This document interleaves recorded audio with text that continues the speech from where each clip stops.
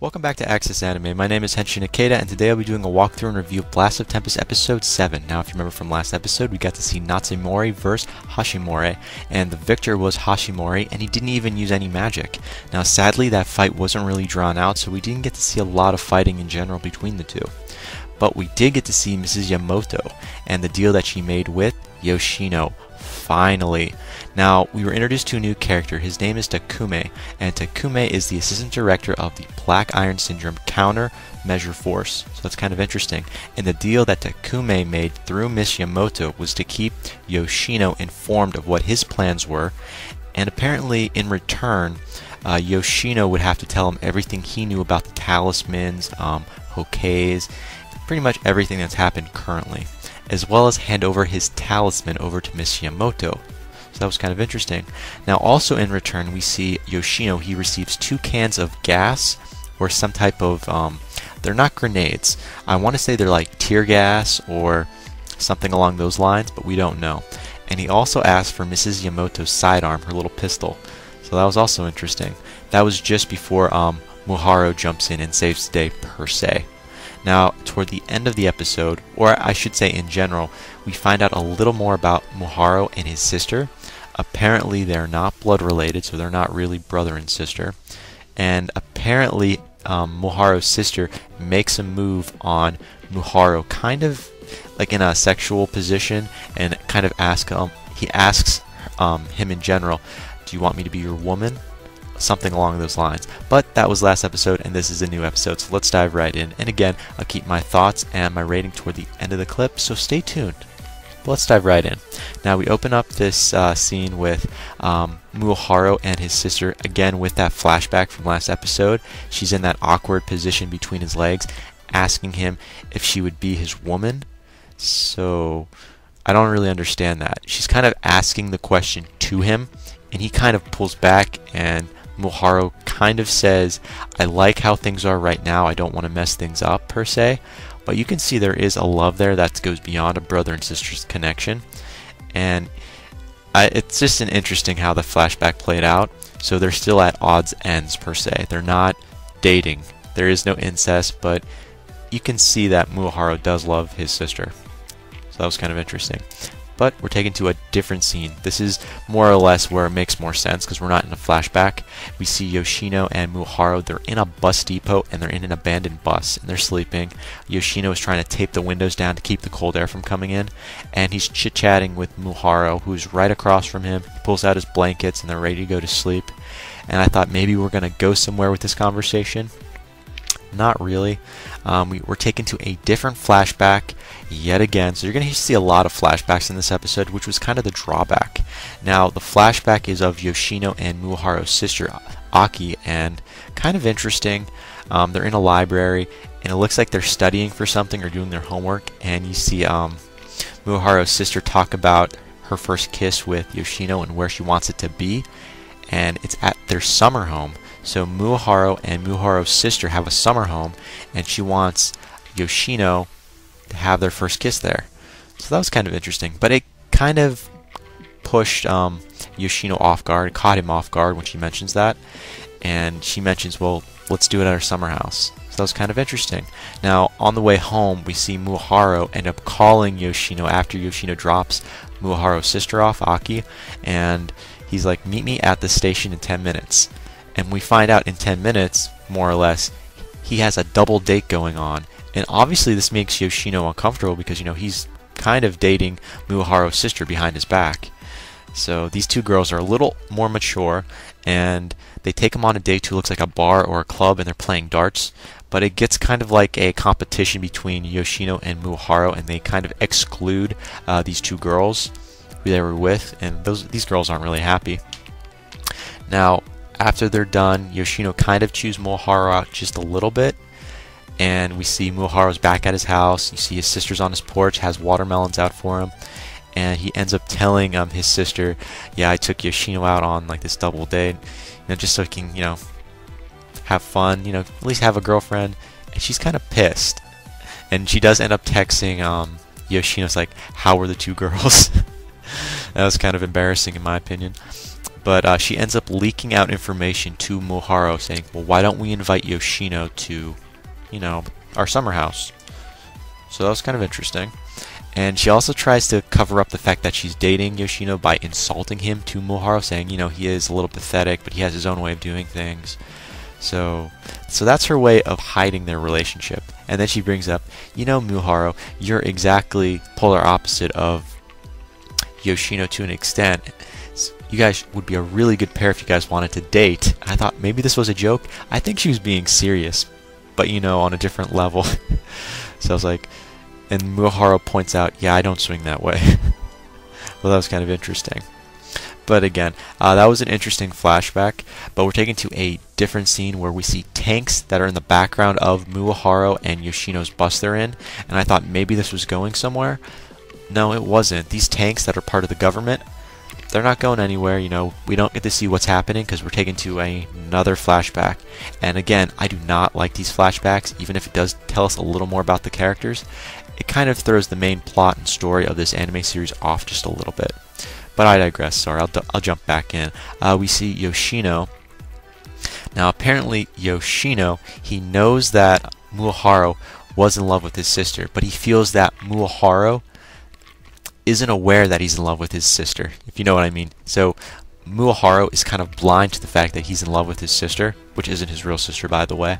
But Yoshino is very much aware of this, so he does know this. He has like that little feeling that he knows what's going on.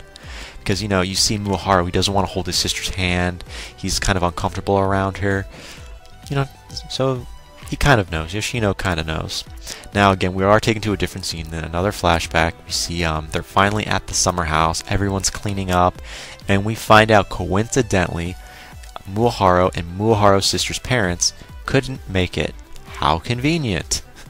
Again, they're cleaning the house, and you see they're cooking food, and Yoshino ends up actually cooking the food. And while he's cooking the food, I should say for dinner, Aki, which is Muharo's sister, is texting him. They're right across, and they're texting each other, kind of. She's texting him saying, well, let's meet in the backyard later on tonight.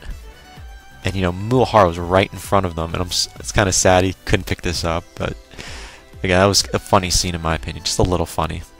Now, we see Yoshino and Muharo's sister, Aki. They're in the backyard, and it's nighttime. They're looking up at the stars, and they're about to kiss. First kiss ever. Doesn't happen because Muharo appears out of nowhere and ruins the moment. And you see the awkwardness. Yoshino and Aki turn the opposite way, and they're like looking at the stars. Like it's kind of funny. And I'm surprised Muharo didn't know what was really happening, but I think he was pretending like he didn't see anything. And he basically says, "You guys want to play cards?"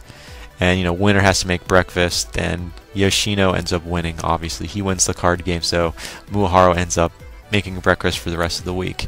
Now, again, we're taking a little more. We progress a little more ahead, and we're with Yoshino and Muharo. They're in the bedroom. They're trying to sleep, and again, Muharo, he lost the card game, so he has to make breakfast. But just before the card game started, Aki tells Yoshino, put your cell phone on vibrate. And now they're in the bedroom. Yoshino's on one side, Muharo's on the next side, and they're sleeping. In the morning, Yoshino gets a text or a picture or something that goes on his cell phone and vibrates.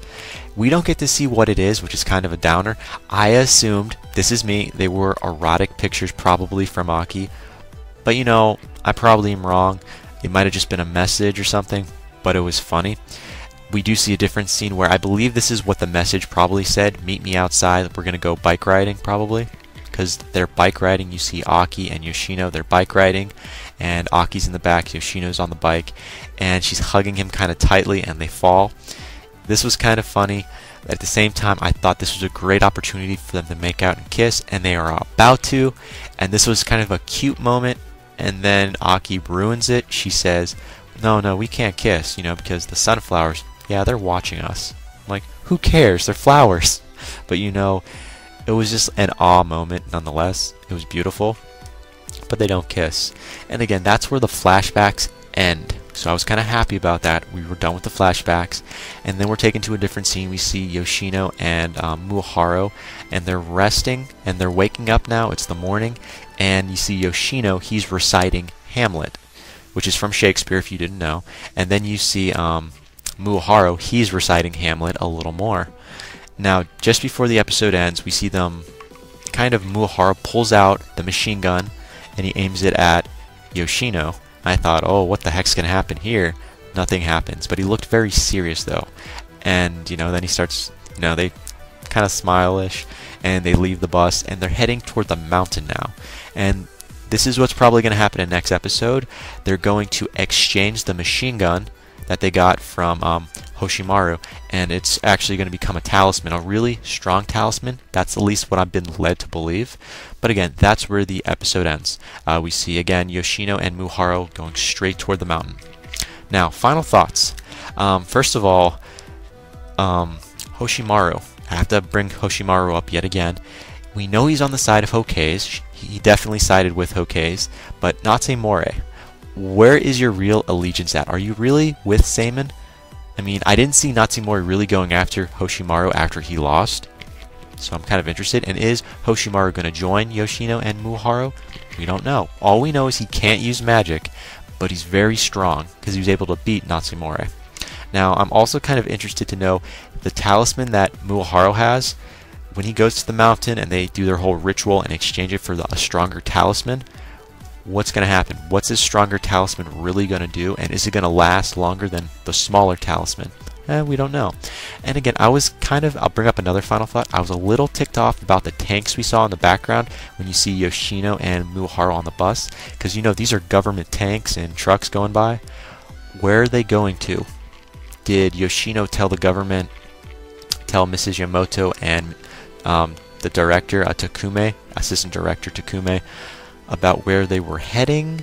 I'm going to say yes. They probably know. I'm guessing they might do a setup, but again, we don't really know. But that ends it for my final thoughts. Now, for my rating, it's no surprise. I'm going to give this a really low rating because we weren't introduced to any new characters. There were no battle scenes, at least not in this episode. And all we really got information was about the love triangle between Yoshino, Muharu, and Aki. So, not a lot there. More or less, it was just about flashbacks. So, I'm going to give this a low rating. It's no surprise, 3 out of 5. So, that's where I stand on my final rating. So, 3 out of 5. Now, that ends it for my walkthrough and review of Blast of Tempest Episode 7. But definitely comment down below, thumbs up, thumbs down, subscribe above, and let me know what you thought of this episode, and let me know what you assume that's gonna happen in the next episode that's coming up. Because trust me, I would love to know, and I will definitely comment back if you comment as well. But again, check me out on Twitter, follow me if you like. And that ends it for today, anyways. I do have one more walkthrough and review to do about, I think, in a couple hours from now. I'll be doing B-Tomb, so definitely stay tuned for that. But again, that ends it for now. I gotta say it. I always say it. You can't stop the access, but you can watch the feed. I'll see you later, guys.